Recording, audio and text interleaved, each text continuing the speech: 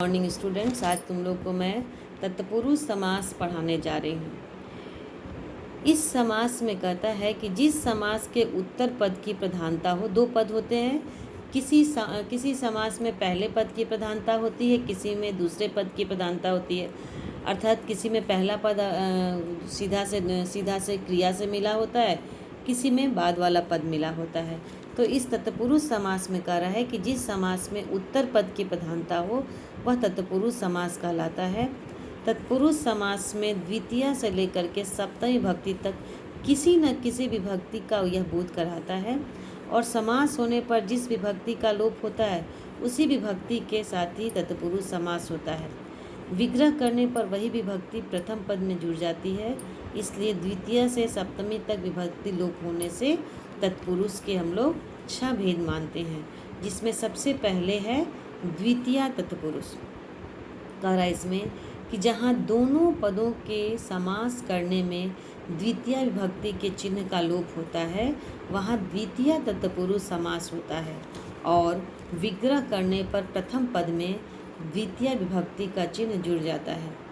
इस समास का उत्तर पद जो है वह श्रित, अतीत, पतित, गत, अत्यस्त, प्राप्त, आपन्न, गामी तथा मुमुक्षु आदि में से कोई एक होता है। अर्थात जब हम लोग विग्रह करेंगे तो विग्रह में देखेंगे कि इन सब पदों में से कोई एक पद अगर आ रहा हो, कोई भी एक पद आ रहा हो, तो उसके विग्रह में हम लोग द्वितीय विभक्ति का प्रयोग कर लेते हैं। उसके विग्रह में हम लोग द्वितीय विभक्ति को जोड़ देते हैं। जैसे कृष्ण श्रिता, अब यहाँ श्रिता आया है तो हम लोग यहाँ पे विग्रह में कृष्णम श्रिता लिख दिए।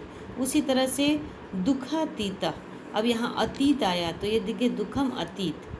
फिर आया है कूपपतिता, यहाँ पर पतित आया है तो ये हो गया कूपम पतिता।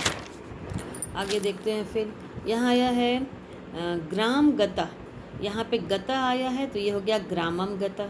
मेघास्त्रस्त्या, यहाँ पर अत्यस्त आया है तो ये हो गया मेघा अत्यस्ता। धन प्राप्त, यहाँ प्राप्त आया है इसे हो गया धनम प्राप्त। जीविकापन्न, यहाँ पे आपन्न आया है इसीलिए हो गया जीविकाम आपन्न। ग्रामगामी, यहाँ पे गामी आया है इसलिए ग्रामम हो गया। अन्नम बुभुक्षु, बुभुक्षु आया है इसीलिए हो गया अन्नम बुभुक्षु। इसके बाद आता है तृतीया तत्पुरुष समास। इसमें कह रहा है कि तृतीयांत पूर्व पद का, तृतीय विभक्ति से अंत होने वाले पूर्व पद का पूर्व, सदृश्य, सम, उन, उनार्थक, शब्द, संलक्ष्य, मिश्र, निपुण, कलह, अर्थ इत्यादि के साथ तथा कोई कृदंत पद भी है, कृत प्रत्यय जुड़ा हुआ भी कोई पद है तो उसके साथ में हम लोग समास करते हैं। विग्रह करने पर प्रथम पद में तृतीय विभक्ति जुड़ जाती है। जैसे सप्ताह पूर्व, यहाँ पूर्व है तो तृतीय लगा देंगे तो ये हो गया सप्ताहेन पूर्व। मातृ सदृश, यहाँ सदृश है तो हो गया मात्रा सदृश। क्षुधा समम, ये हो गया क्षुधया समम। पादुन पादेनुन। आचार संलक्षण, संलक्षण है तो आचार्यन संलक्षण। गुड मिश्र, मिश्र है तो ये गुडेन मिश्र। आचार निपुण, आचार्यन निपुण। वाक्कलह, वाचा कलह। धान्यार्थ, धान्येन अर्थ।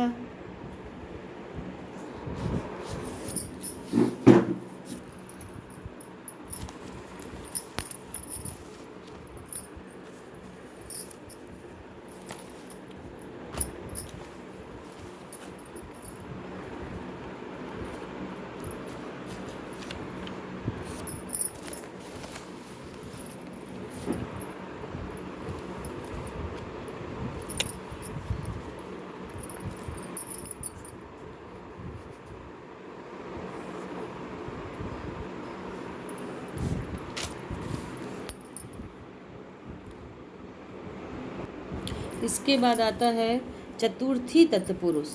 चतुर्थी तत्पुरुष चतुर्थी विभक्ति वाले शब्दों का बलि, लोभ, हित, सुख, रक्षित आदि शब्दों के साथ समास होता है, और विग्रह करने पर पूर्व पद में चतुर्थी विभक्ति को हम लोग जोड़ देते हैं। जैसे है मान लो भूत बलि, तो यहाँ पर बलि शब्द आया है इसलिए चतुर्थी लगा दिए और वो हो गया भूते भी बलि। धन लोभा, लोभा आया है इसीलिए हो गया धनाय लोभा। हितम आया है जनहितम, वो गया जनेभ्य हितम, जीव सुखम जीवेभ्य सुखम, गो रक्षितम गवे रक्षितम। फिर आया पंचमी तत्पुरुष समास।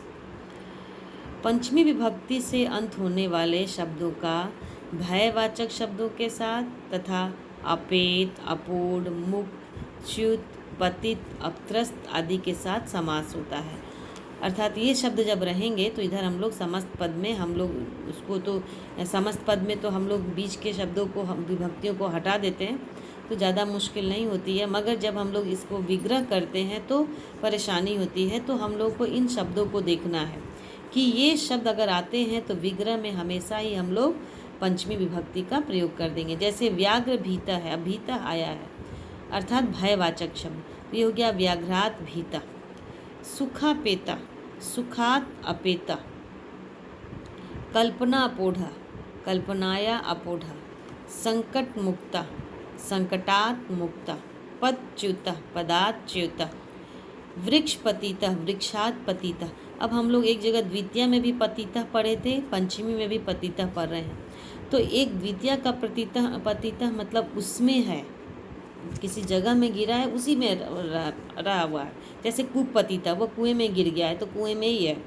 और ये है वृक्षात पतिता, अलग अर्थ होने में है। वृक्ष से गिरा तो अलग हो गया, तो इसलिए अलग अर्थ में देंगे हम लोग इसे। तरंगात अपत्रस्त्य, तरंगेभ्य अपत्रस्त। और फिर धर्म भ्रष्ट, धर्मात भ्रष्ट। षष्ठी तत्पुरुष समास। षष्ठी विभक्ति के वाले अंत होने वाले शब्दों का पूर्व पद के उत्तर पद के साथ समास होता है। जैसे क्रीडाया क्षेत्रा, क्रीडा क्षेत्रे। पितु वचनम, पितृवचनम। षष्ठी विभक्ति से अंत हो रहा है, उसको मिला दिया गया है इसमें, यहाँ पर विग्रह किया गया है। इसके बाद है सप्तमी तत्पुरुष। सप्तमी तत्पुरुष में कह रहा है शौंड्य, धूर्त, कीतव। सबका अर्थ होता है धूर्तता की कुशलता। धूर्त बात जो करता है, धूर्तता उसकी कुशलता।